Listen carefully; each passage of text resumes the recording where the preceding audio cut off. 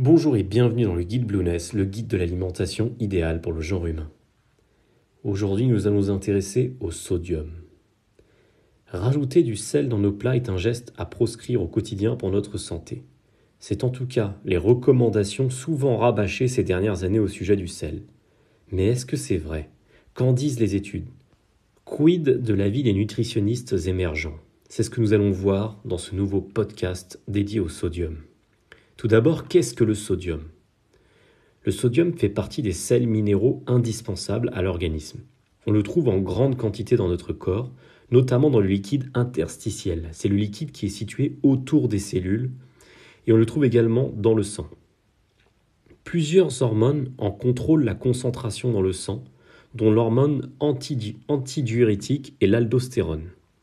Alors, quelle est la différence entre le sodium et le sel? Souvent confondus, le sel et le sodium sont deux éléments bien distincts. En fait, le sel tel qu'on le connaît, le sel de table par exemple, contient du sodium. C'est ce qu'on appelle le chlorure de sodium. Donc, pour information, 1 gramme de sel correspond environ à 400 mg de sodium, soit 40% donc de sodium. Par ailleurs, le corps d'un adulte renferme à peu près 100 g de sodium. Il faut donc, lorsque l'on parle d'apport en sodium, prendre en compte le fait qu'on doit ingérer davantage de chlorure de sodium, c'est-à-dire du sel, pour avoir l'apport recherché en sodium qui est moindre, qui correspond environ à 40%. En termes de formule de conversion, pour calculer approximativement la teneur en sel, on multiplie la teneur en sodium par 2,54. Et pour calculer la teneur en sodium, on divise la teneur en sel par 2,54, tout simplement. Quelle est la définition exacte du sel? Le nom scientifique du sel est le chlorure de sodium. C'est un composé chimique. On l'appelle plus communément sel de table ou sel de cuisine ou tout simplement sel dans le langage courant.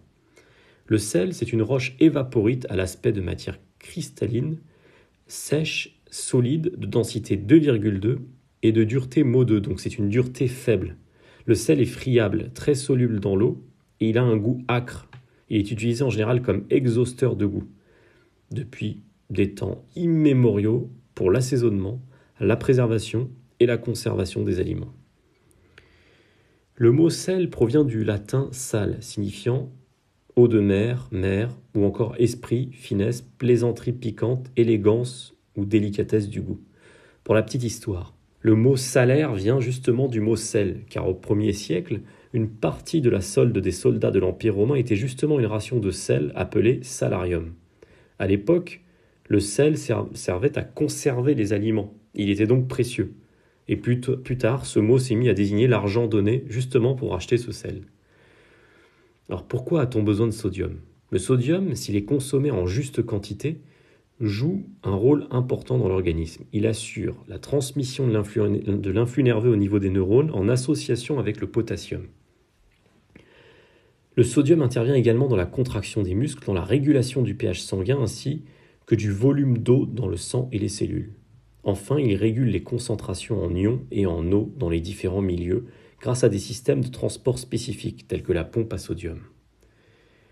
Où peut-on trouver du sodium? Le sel de table constitue la source principale de sodium, mais le sel ajouté par les produits alimentaires industriels nous apporte la majeure partie du sodium que nous consommons dans les pays industrialisés.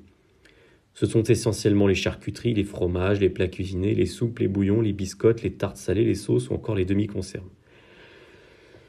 Les autres aliments, comme les légumes, les fruits, les yaourts, les œufs, le lait, les poissons et les viandes, sont relativement moins riches en sodium. Certaines eaux gazeuses contiennent, quant à elles, du sodium.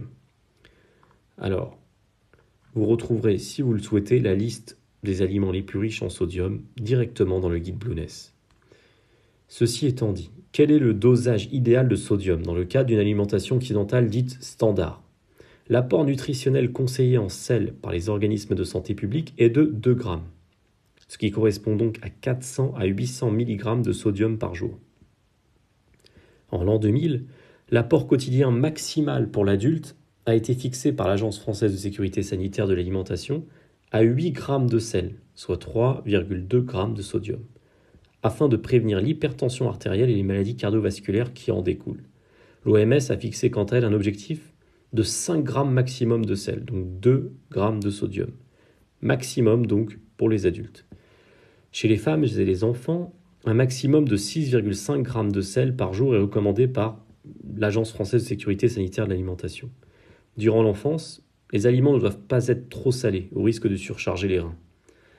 A l'inverse, certaines études tendent à montrer qu'un apport de sel inférieur à 3 grammes par jour, donc 1,2 g de sodium, pourrait être préjudiciable pour la santé, notamment toujours sur le plan cardiovasculaire.